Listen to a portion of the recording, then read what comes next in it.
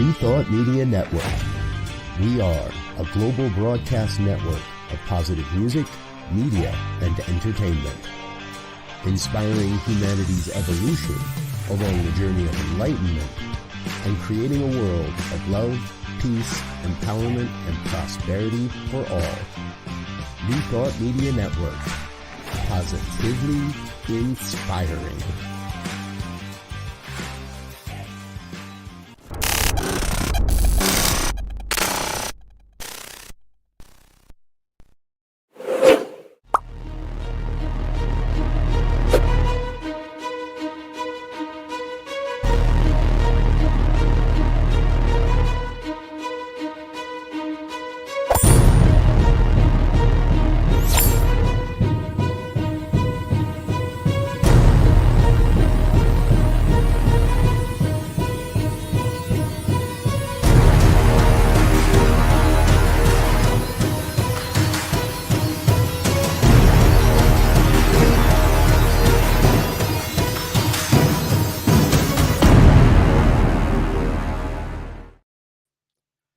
And welcome now to the other side of the news, the good news here on the New Thought Media Network. I am Reverend Michael Mangus, and each week we highlight the good that is going on in the world that is not normally covered by the major news outlets. We'd like to thank our friends from the goodnewsnetwork.org for providing the material for the stories for our broadcast this evening. And now, here's the good news for this week. Our first good news story: Dad attracts diners from across the globe after building a $22,000 Greek taverna in his backyard. How about that? Mr. Patnikos Paniotou, I hope I got that right, is attracting diners from all around the world after the restaurant that he built in his backyard became a local hotspot, forking out tens of thousands of dollars to bring a slice of the Mediterranean to the industrial heartland of England. All the net proceeds from his delicious Greek menu goes to charity. So here's this guy who builds a restaurant in his backyard.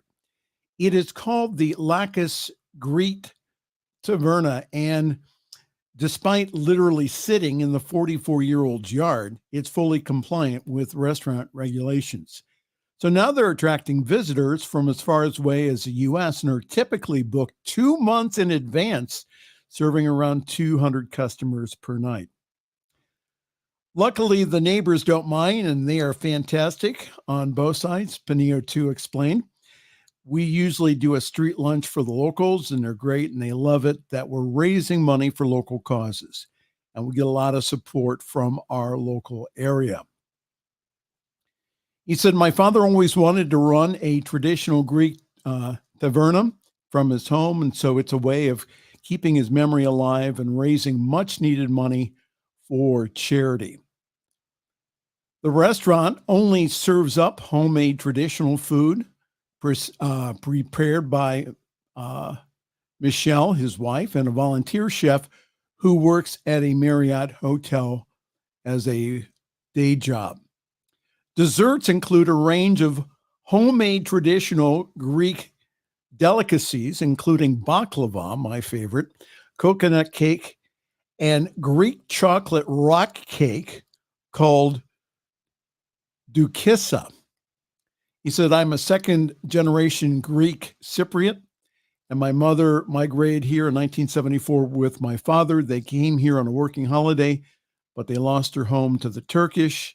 And at the start, my mother was the driving force as well. And she started us off with all the recipes and made sure that the food was right. It's completely traditional.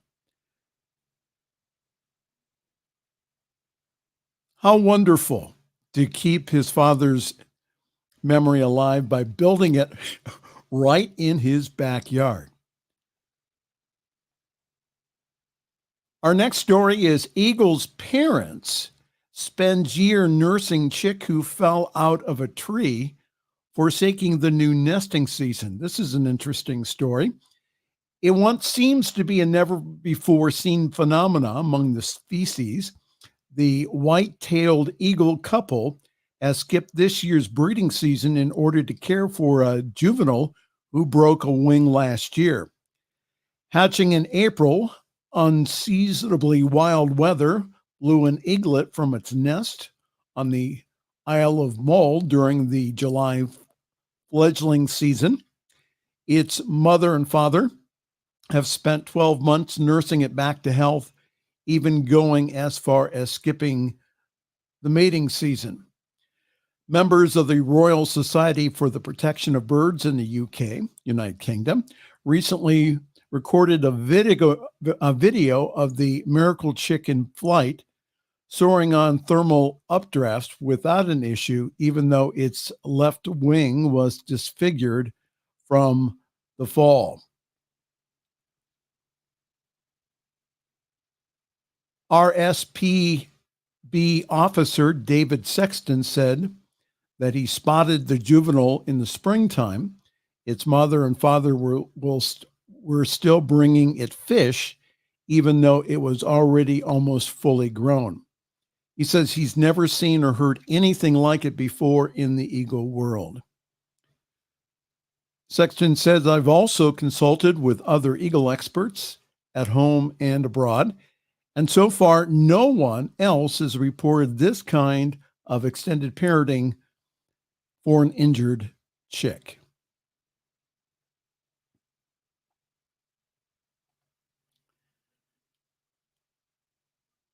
So before we go to break, here's another interesting story.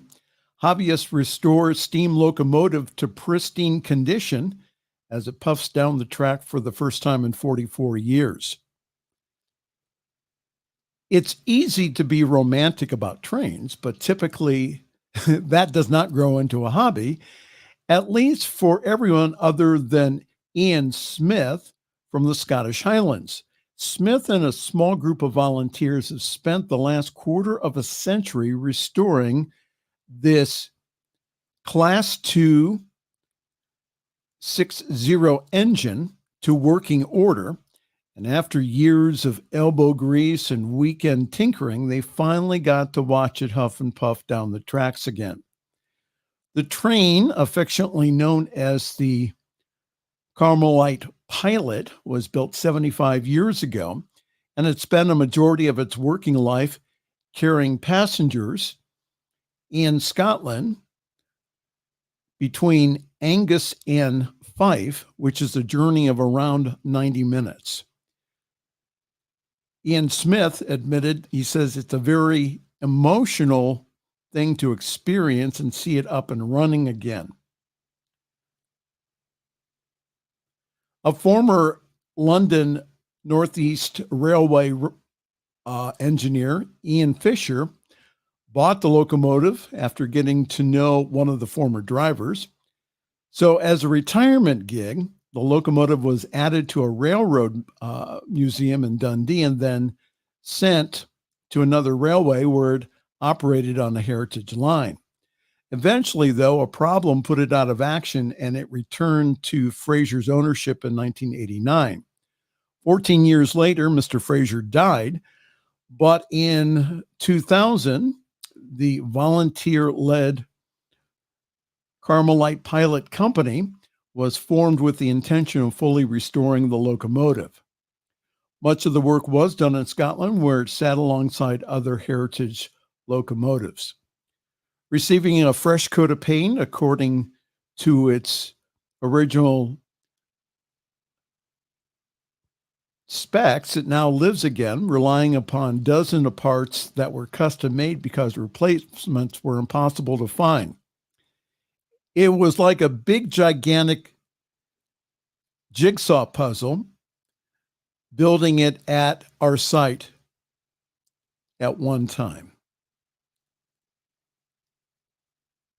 Next here on The Good News,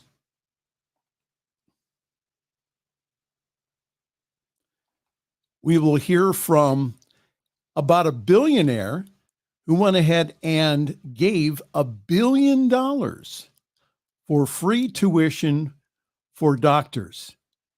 And we'll have that story right after this here on the New Thought Media Network. Please help us say thank you to our organizational sponsors, including the Hefferland Foundation, Affiliated New Thought Network, International New Thought Alliance, Science of Mind Archives and Library Foundation, Center for Spiritual Living Denver, Center for Spiritual Living Midtown, New Thought Philadelphia, Planned Happiness Institute, Summit Center for Spiritual Living, One Heart Retreats, Center for Spiritual Living on the Lake, Unity Kitchener, Unity Spiritual Center Ottawa, Om Center for Spiritual Living, Satya Center, Begin Within Ministries, Center for Spiritual Living North Jersey,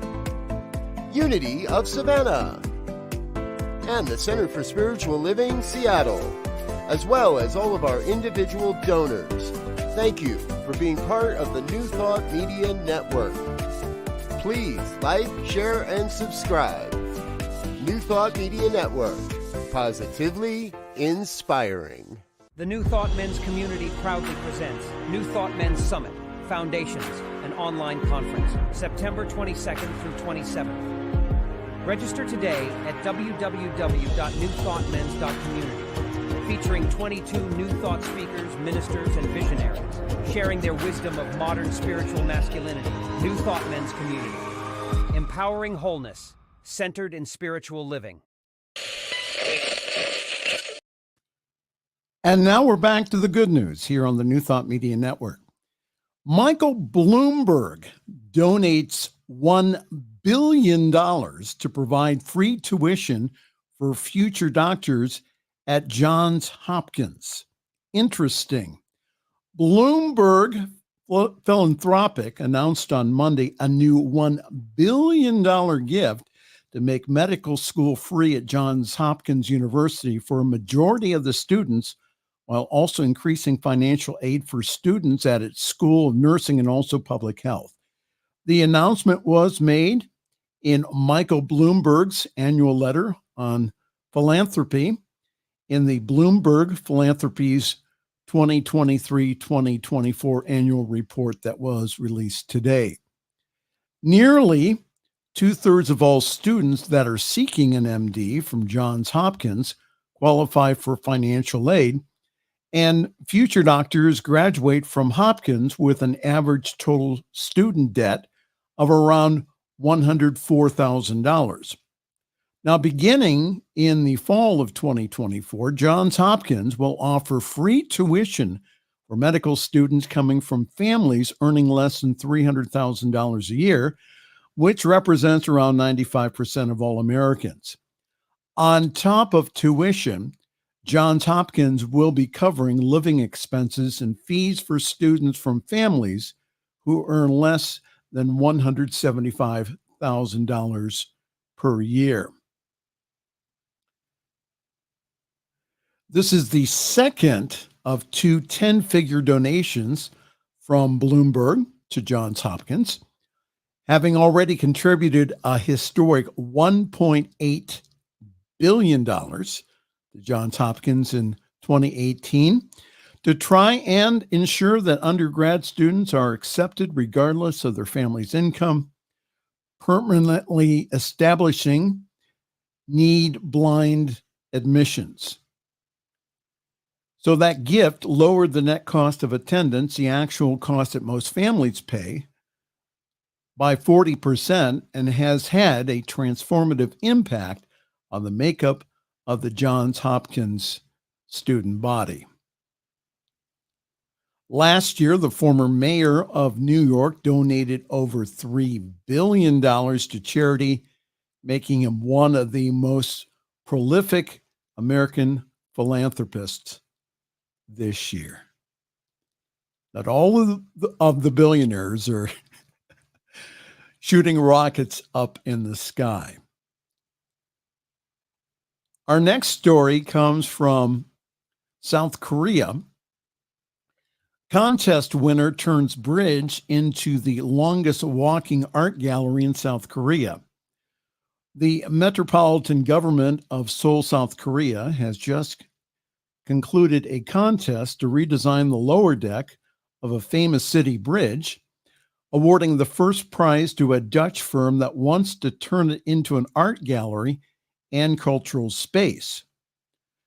Firm Arch Mist provided the most innovative proposal for remodeling the semi-submersible Jamsu pedestrian bridge over the Han River, with their vision of metal ribbons winding beneath the piles of the bridge structures. The design will offer multiple balconies and decks for the hosting of art displays and cultural events without impeding pedestrian flow.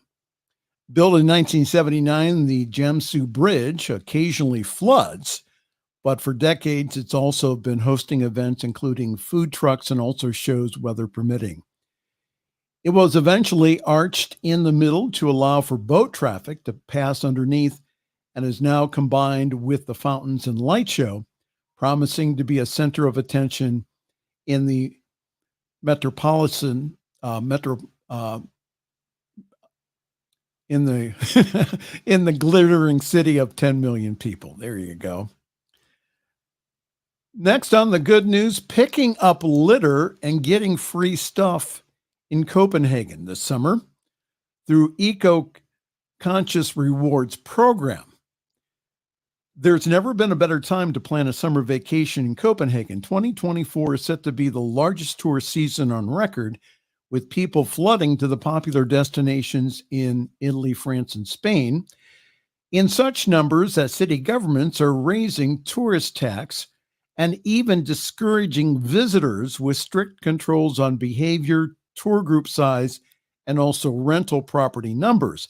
By contrast, though, Copenhagen, which is the capital of Denmark, has launched a program whereby visitors this summer can earn credit for public transport, attraction entrances, and more by picking up litter, using zero emissions transportation, or doing short volunteer stints.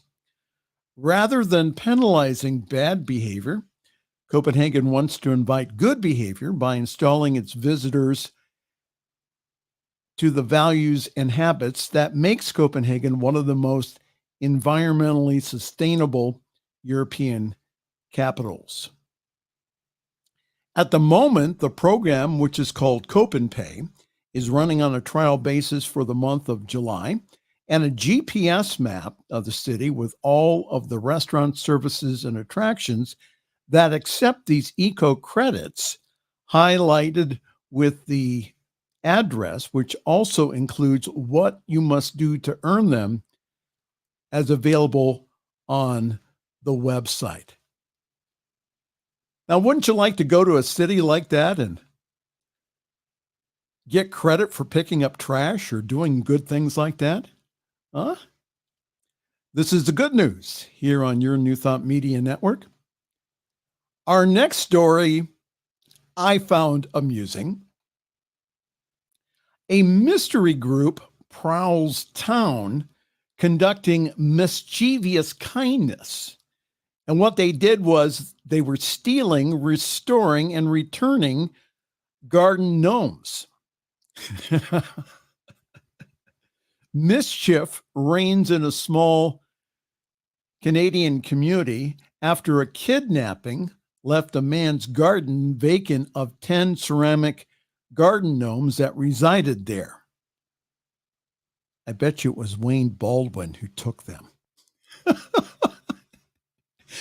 Kelly Blair, who's a resident in British Columbia, woke up on a late June morning to discover that his garden gnomes had been stolen from his yard. Blair was distressed, as he had also lost a canoe several weeks back and now figured that his neighborhood was no longer safe. He had enjoyed the gnomes' company for years and would miss their weathered, beaten down faces. But then on July 3rd, a knock was heard on the back door. Opening it, Blair beheld an mysterious old woman standing stock still, holding out an envelope addressed to the homeowner. Admitting that she could not answer any of Blair's questions, he opened the envelope to discover a paper silhouette of a gnome with the words Gnome Restoration Society written down the middle. The woman, remaining tight-lipped, led Blair to the back of her truck where, arranged neatly in boxes, he saw all of his gnomes smiling back at him from beneath fresh coats of paint. "The gnomes are home," said Blair. "It just totally made my day." The messenger said that the folks wanted to remain anonymous, and apart from that, she had no information to give Blair, who said that he was amazed at the exquisite detail and restoration of those mischief makers that they undertook on behalf of his garden gnomes. The detail is just incredible. And Blair said that he would like to thank all of those involved in the gnome restoration project. And he says, "Thank you so very much for this random act of kindness." Here's a story that touched my heart this week. A 47-year-old finally pursues lifelong passion for architecture in adult degree program to graduate next year. Unfulfilled by his successful career in business, a 47-year-old Nashville man seized an opportunity to finally pursue a lifelong passion after passing it up during his college days in favor of something more practical. Now 47, the gentleman is back on track to graduate in May of 2025 at the age of 48 with a bachelor's of architecture. Who says that you can't go back to school later in life? Nashville native TJ Wilt always had a passion for architecture, dating back to the 6th grade when an inspirational art teacher had the class draw floor plans. But when it came time for college, Wilt pursued the expected path, earning a finance degree from Belmont University in 1999, followed by an MBA and building a career in business. So when the pandemic hit in 2020, it upended lives and prompted deep self-reflection for many, including Wilt. Faced with personal challenges and dissatisfied with his corporate finance job, the father of 3 teenage boys decided it was time to finally chase his architectural aspirations. Discovering that his alma mater, Belmont, had just launched an architecture program, Wilt jumped at the chance to change his life.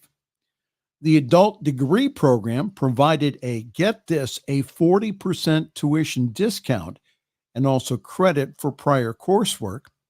So he dove in headfirst, enrolling in the fall of 2020. He found kinship with a handful of second degree seekers in his class and with other adult learners in his program, like Tess and Kim, who also were making bold career changes in their 30s.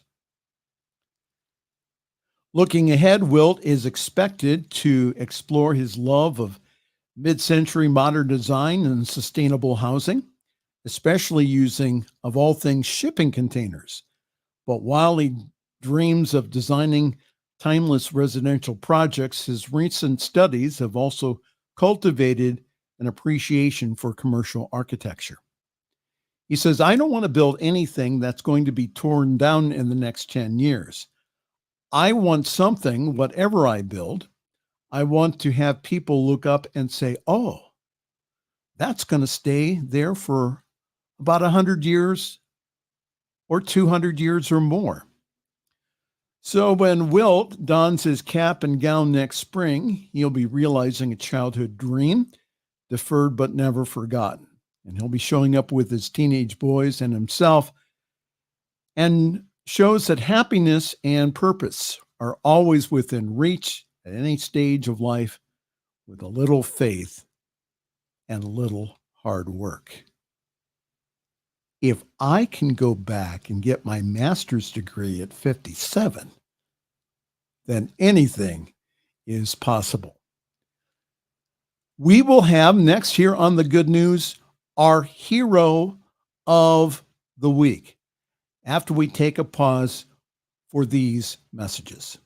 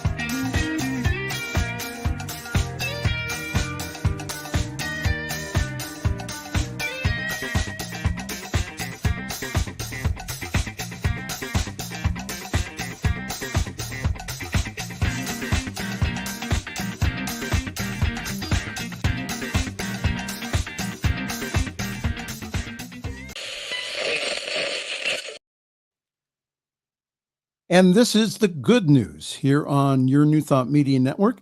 I'm Reverend Michael Mangus, subbing in for the Reverend Dr. Robert Brzezinski. And now it is time for our hero of the week.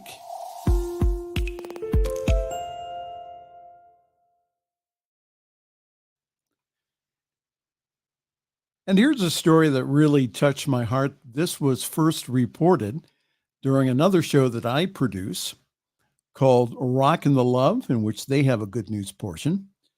The world's most popular YouTuber builds 100 homes for South Americans in disaster areas. In a video entitled, "I Built 100 Homes and Gave Them Away," the world's most popular YouTuber continued to demonstrate that his channel is far more than just crazy videos.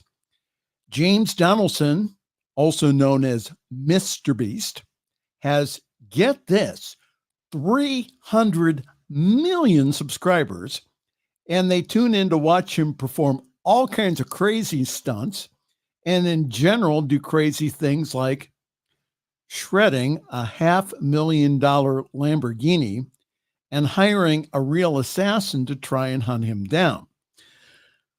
But the revenues from these wanton acts of viral content goes to more than just filming expenses. Mr. Beast has also spent millions and millions on philanthropic causes, taking his Beast Philanthropy series to Central and South America. The YouTuber has targeted areas where natural disasters have left people homeless.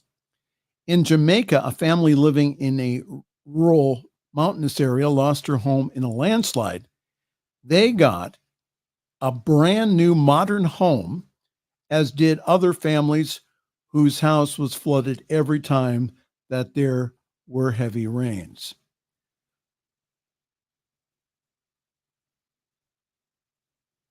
This is just the latest installment in Mr. Beast's philanthropic activities, some of which go into projects on his sub-channel, which is called Beast Philanthropy. He has also dug wells for villages in Africa. He's helped 1,000 kids and young people get cochlear implants and has held several massive fundraisers for feeding families, constructing solar power stations, and much, much more. Isn't that wonderful? Mr. Beast is our hero of the week here on The Good News, here on your New Thought Media Network. Well, that's all for the good news this week. On behalf of our executive producer, the Reverend Dr. Robert Brzezinski, I'm Reverend Michael Mangus, and I'm encouraging you to go out into the world this week and make some good news. Good night.